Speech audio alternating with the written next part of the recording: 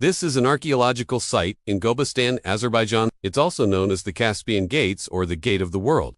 What we see here are hundreds of petroglyphs, carved by humans into rocks over many thousands of years. They date all the way back to 40,000 BC.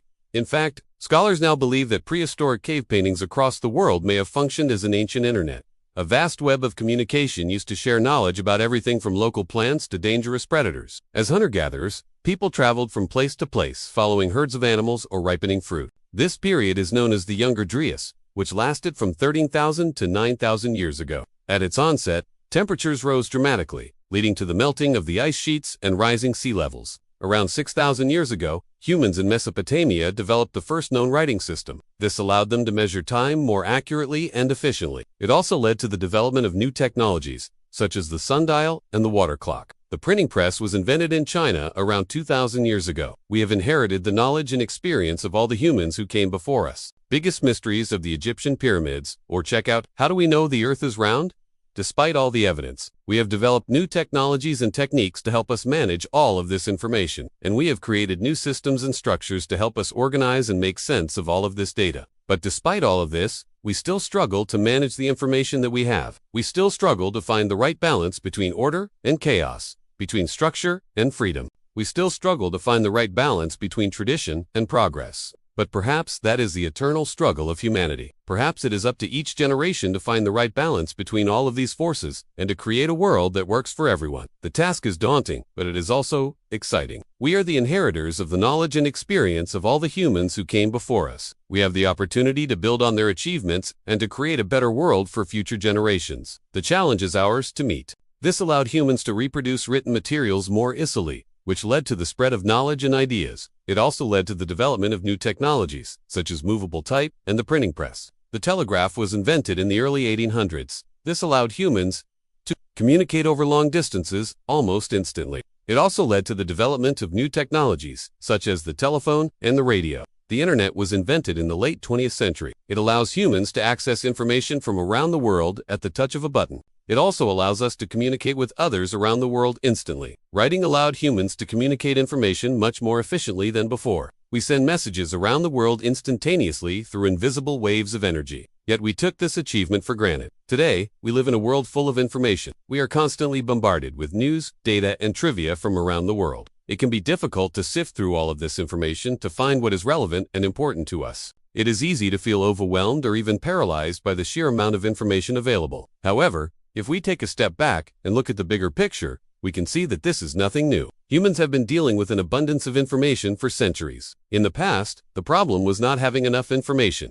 Today, we have the opposite problem. We have too much information. But despite this, we have developed ways to deal with it. We have learned how to filter out the noise and focus on what is important. We have developed new technologies and techniques to help us manage all of this information. And we have created new systems and structures to help us organize and make sense of all of this data. It also allowed them to keep records and pass on information to future generations more accurately. Writing also led to the development of new technologies. For example, humans began to develop new tools and weapons for farming and warfare. It also led to the development of new ways of organizing society. Humans began to develop new forms of government and new laws and regulations. Writing also led to the development of new economic systems. Humans began to develop new forms of currency and new ways of doing business. As the climate warmed, new plants and animals appeared. Humans had to adapt quickly to these changes in order to survive. For example, they had to learn how to hunt new animals and grow new crops. Humans also had to contend with large numbers of refugees fleeing areas that became uninhabitable due to rising water levels. Scholars believe that this influx of refugees led to conflict over resources, and that this conflict may have contributed to the development of new social structures and technologies. Some scholars believe that the Younger Dryas was responsible for the development of the first villages and the first cities. Others argue that this was simply a byproduct of climate change. Regardless of the cause,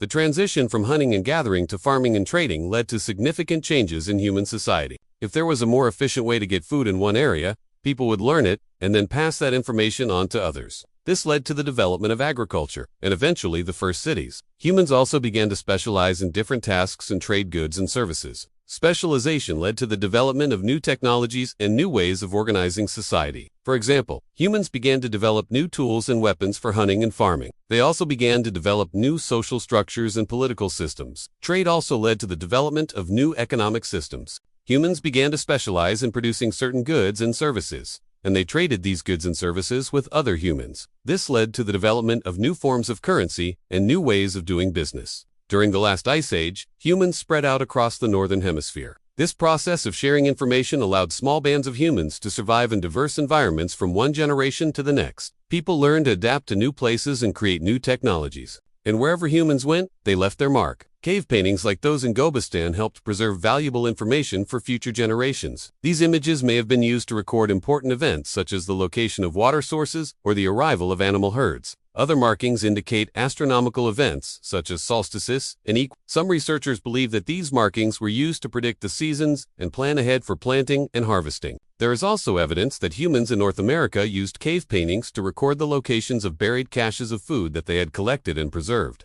In other words, early humans may have used cave paintings as a kind of ancient GPS system, allowing them to travel safely across the landscape without getting lost. In addition to preserving information for future generations, cave art may have also played a role in the evolution of language. Humans are unique in their ability to use symbols to represent objects, ideas, and concepts. Scholars believe that this ability to think symbolically is what gave our species the edge it needed to conquer the planet. Cave paintings may have been an early form of symbolic thought, allowing humans to communicate abstract ideas through pictures. By drawing an image of an animal, humans could communicate information about that animal to others, such as where it could be found or how to hunt it. This ability to communicate abstractly is what gave humans the edge they needed to conquer the planet. Today, our entire globe is blanketed by wireless networks connecting everyone with information. We send messages around the world instantaneously through invisible waves of energy. This global network of information is taken for granted by most people, yet it was built by millions of people over centuries. It is the product of countless inventions, scientific discoveries, and engineering marvels. But that wasn't always the case. Our modern information network did not appear suddenly. It grew slowly over time. From the moment humans began exchanging information, someone wanted something, someone else had what they wanted, and a trade developed. As long as both parties got something they needed, the exchange continued. If not, it ended. This is still how the internet works today, except now it's done instantly, often for free. But even that wasn't always the case. Let us go back in time to explore how the information superhighway developed from the dawn of humanity up until the present day. The images were made by our hunter-gatherer ancestors who lived here during the last ice age. These figures show animals, geometric shapes, humanoids, and some appear to be weapons, like spears or bows and arrows. Some scholars believe that these may represent tools as well, such as knives or axes. But archaeologists have never found any evidence for this, and it is unlikely that people would have carved replicas of their stone tools onto the rock face. Instead, what appears to be weapons might actually be early symbols of communication, a sort of ancient. If so, this place could be the oldest information network on Earth, predating writing by more than 30,000 years. Before the invention of writing, all human knowledge was stored in the human brain. After the last ice age, humans entered a period of rapid cultural change. New technologies and ideas spread quickly across the globe. In China, humans began domesticating plants and animals around 8000 BC. As humans spread around the globe, they developed new ways of communicating. Around 4,000 years ago, humans in Egypt invented the first mechanical clock. Today, our entire globe is blanketed by wireless networks connecting everyone with information. But ultimately, it comes down to one thing: learning how to manage the information that we have. Today, we stand on the shoulders of giants. Now, you need to watch.